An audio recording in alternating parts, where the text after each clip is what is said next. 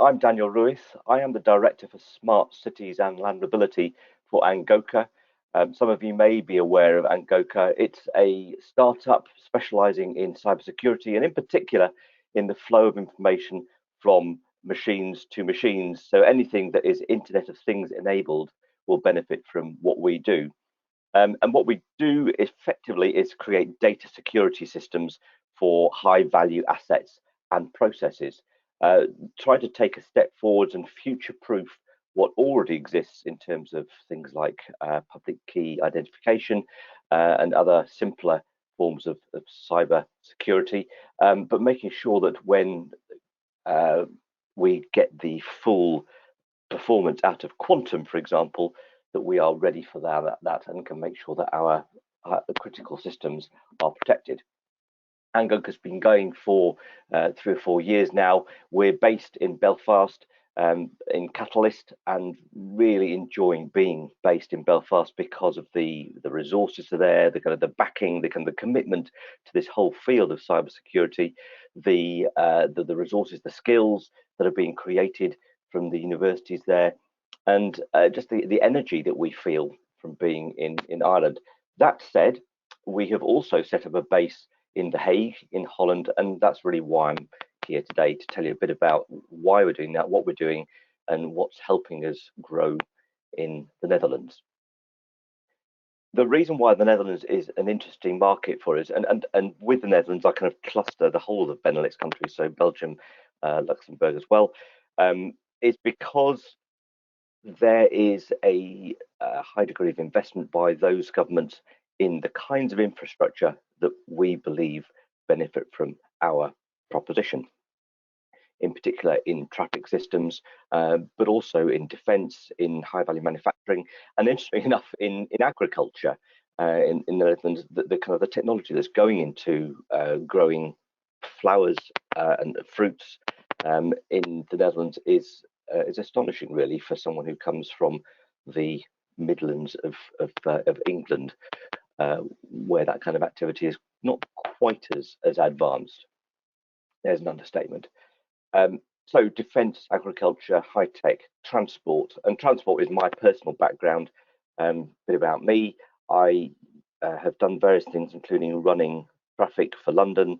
I set up the Transport Systems Innovation Centre, the catapult for the Department for Business in the UK. And more recently, I was chief executive of a company called Zenzik, which is the hub coordinating the testing and development of connected and autonomous vehicles, and all the mobility issues that sit around them, which again is prime candidate for cybersecurity, because there are effectively 3 areas that are critical to the future of mobility. One is the telecommunications, to enable the data to flow for decisions to be made, whether by machines or by machines and people. The second is investment in public perception, public awareness, so the understanding of what these technologies can do and making sure they're steered in the right direction. And in order for that all to happen, there has to be a flow of data, and that is where the exposure comes to kind of attack vectors that could put the whole system at risk, and above all, mean that the public loses confidence or users lose confidence, and that's where cybersecurity comes in. So it's a critical path item for transport, for mobility, and that applies not just to vehicles, but to the infrastructure as well. So what's our strategy for expanding into this market? It's fairly straightforward. We know that the market comprises about 4 critical areas for us: defence, traffic and transport, high tech, and agriculture. We know that there is investment in all those areas by a number of the regions within the Netherlands. We're very well positioned to talk to people in South Holland in particular, because we've established our base in The Hague. But also, we have decided that we've taken on a board member who's extremely critical. He's very well positioned, very well connected, former Director General for NATO, specialising in cybersecurity, which is clearly a little relevant. And that means that we can make connections at the highest level within the Dutch industry, within Dutch government. We're also using our connections because, for example, I used to run a company called Dinnick, which is has its parent company in the Netherlands, in Amersfoort, and therefore in traffic in particular, we're well connected. So trying to weave in as many of those established connections and relationships as possible is always going to be beneficial. But then identifying, for example, funding sources, including Innovation Quarter, which is a kind of similar to Innovate UK in some respects.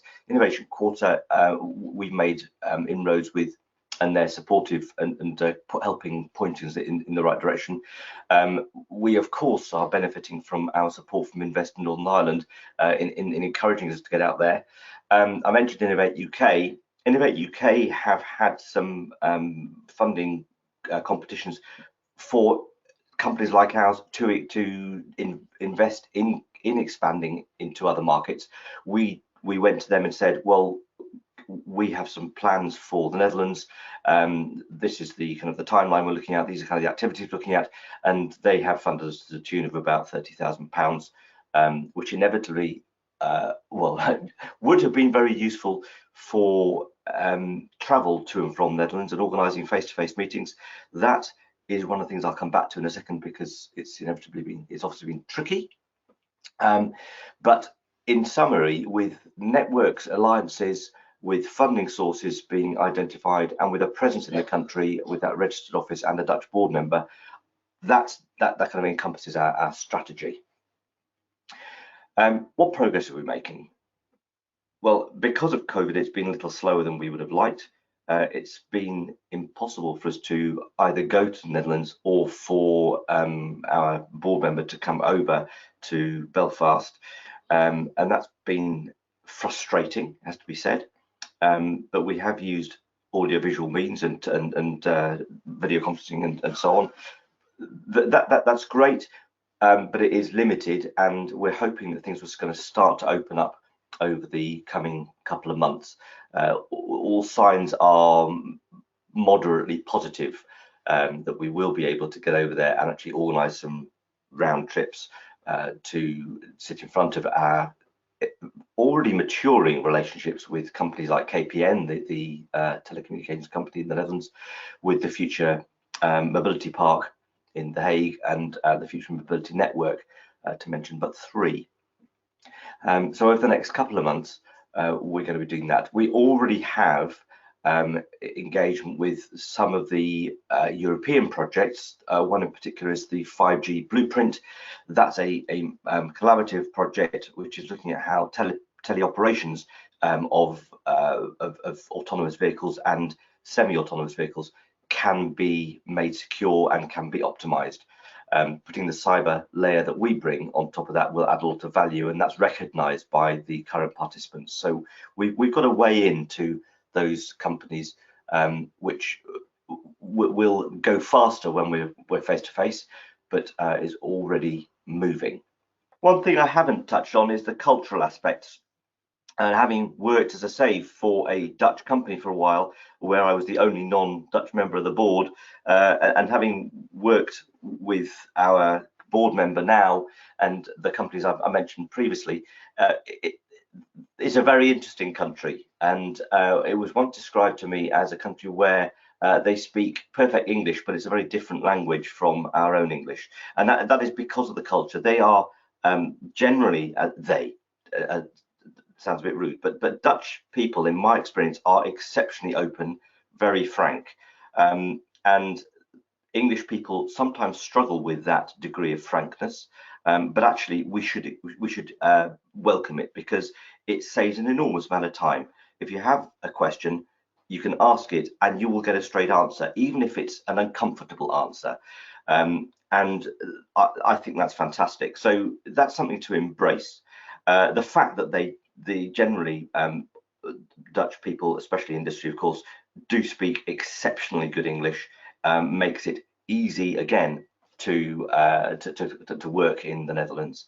So culturally, linguistically, it's a fantastic place.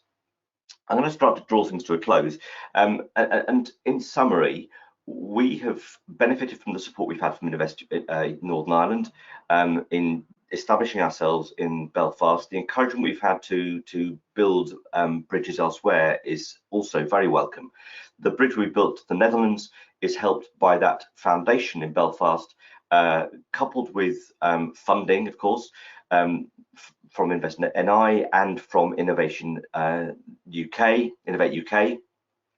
We are now deriving further funding from Innovation Quarter and some other funding sources that I can expand on, along with other aspects of this stream of consciousness presentation. If you want to contact me by email afterwards, Invest NI have my details.